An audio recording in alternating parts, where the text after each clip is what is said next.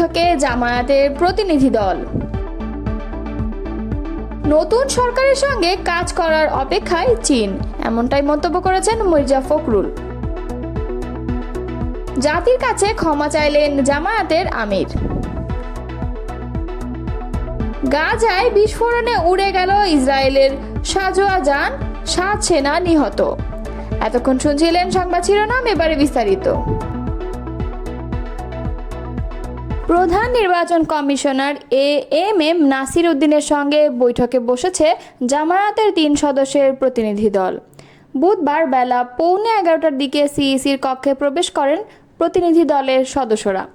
এর আগে 10:40 নির্বাচন কমিশনে আসে কেন্দ্রীয় সহকারী সেক্রেটারি জেনারেল ড.এ.এইচ.এম. হামিদুর রহমান আজাদ সহ সদস্যের প্রতিনিধি দল। জামায়াতের 3 সদস্যের প্রতিনিধি দলে রয়েছেন কেন্দ্রীয় সহকারী সেক্রেটারি জেনারেল ড.এইচ.এম. হামিদুর রহমান আজাদ, সহকারী সেক্রেটারি জেনারেল এবং কেন্দ্রীয় মিডিয়া ও প্রচার বিভাগের প্রধান এহসানুল মাহবুব জুবায়ের, কর্মপরিষদের সদস্য ও জামায়াতের আইনজীবী অ্যাডভোকেট জসিমউদ্দিন সরকার। উল্লেখ্য, মঙ্গলবার দাঁড়িপাল্লা প্রতীকসহ নিবন্ধন ফিরে পায় বাংলাদেশ জামায়াতে ইসলাম। এতদিন নির্বাচন কমিশন থেকে জারিকৃত এক প্রজ্ঞাপনে এ তথ্য জানানো হয়। প্রজ্ঞাপনে বলা হয়েছে, আদালতের আদেশের পরিপ্রেক্ষিতে বাংলাদেশ জামায়াতে ইসলাম নামীয় দলের নিবন্ধন বাতিলের বিষয়ে নির্বাচন কমিশন কর্তৃক প্রকাশিত 2018 সালের 28 অক্টোবরের প্রজ্ঞাপনটি বাতিল করে বাংলাদেশ জামায়াতে ইসলামের নিবন্ধন দলীয় প্রতীকসহ পুনর্বহাল করা হলো।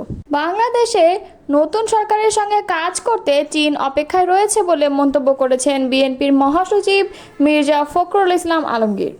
গতকাল মঙ্গলবার চীনের রাজধানী বেইজিংয়ে দেশটির পররাষ্ট্র মন্ত্রণালয়ের উপমন্ত্রী সান ওয়েইডংয়ের সঙ্গে বিএনপি প্রতিনিধি দলের বৈঠক শেষে তিনি একথা জানান। মির্জা ফখরুল বলেন, আমাদের এ সফরের জন্য চীনের কমিউনিস্ট পার্টির আগ্রহ ছিল অনেক বেশি। আমাদের সঙ্গে ফলপ্রসূ আলোচনা হয়েছে। আলোচনায় একটা সিদ্ধান্ত হয়েছে যে পার্টি টু পার্টি 2 বছরে এবার পলিটিক্যাল ডায়ালগ আয়োজন হবে। এটা এই সফরে একটা বড় সফলতা। এর মধ্যে দিয়ে চীনের সঙ্গে বিএনপির অভূতপূর্ব সম্পর্ক স্থাপিত হতে যাচ্ছে। চীন বাংলাদেশের উন্নয়নকে গুরুত্ব দেবে। একই সঙ্গে তারা বলেছে, উন্নয়নের সঙ্গে জনগণকে যেন সবচেয়ে বেশি গুরুত্ব দেওয়া হয়। চীনের পক্ষ থেকে বাংলাদেশে একটি অবাধ ও সুষ্ঠু নির্বাচনের প্রত্যাশা করা হয়েছে বলে জানান মির্জা ফখরুল। তিনি জানান, বৈঠকে বাংলাদেশের পক্ষ থেকে কৃষি, শিল্প, গার্মেন্টস, স্বাস্থ্য, অবকাঠামো উন্নয়নে চীনের সহায়তা অব্যাহত রাখা, বাণিজ্য অসমতা দূরীকরণে পদক্ষেপ গ্রহণ সহ আধুনিক প্রযুক্তি কর্মদক্ষতা বাড়ানোর বিষয়ে সহায়তা দেওয়ার আহ্বান জানিয়েছেন তিনি।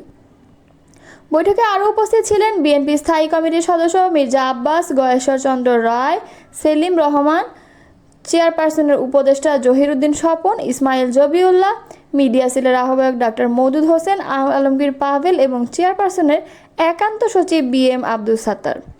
এর আগে গত সোমবার 1.5 ঘন্টার বৈঠকে বিএনপি ও চীনের কমিউনিস্ট পার্টি এবং উভয় দেশের মধ্যে বিদ্যমান সম্পর্ক আরও কীভাবে দৃঢ় করা যায়, দক্ষিণ এশীয় অঞ্চলের ভূ রাজনীতি প্রভৃতি বিষয় নিয়ে আলোচনা হয়।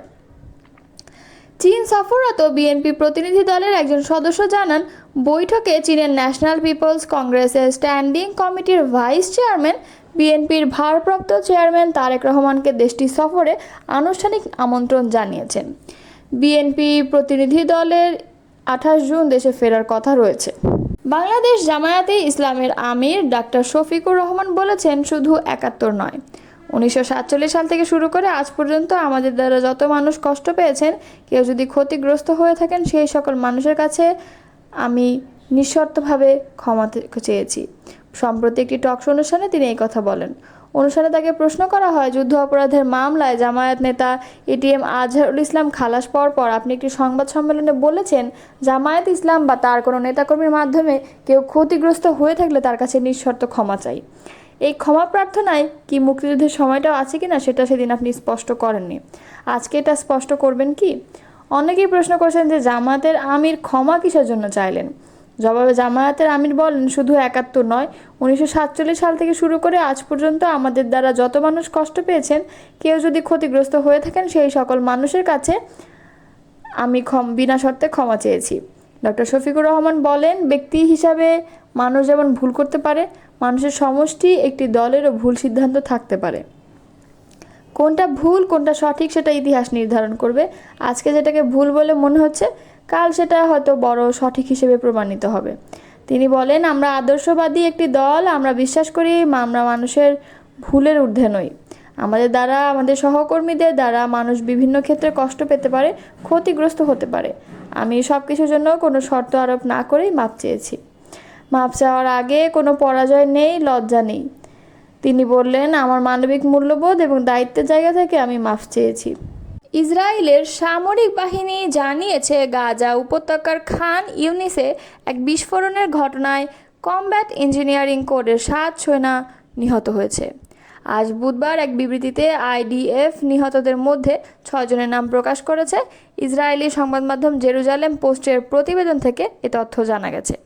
নিহতরা হলেন lieutenant Matan Shai Yasinovsky, staff sergeant Ronel Ben Moshe, sergeant Shahar Monov, sergeant Mayan Baruch Perstein এবং আরও কয়েকজন।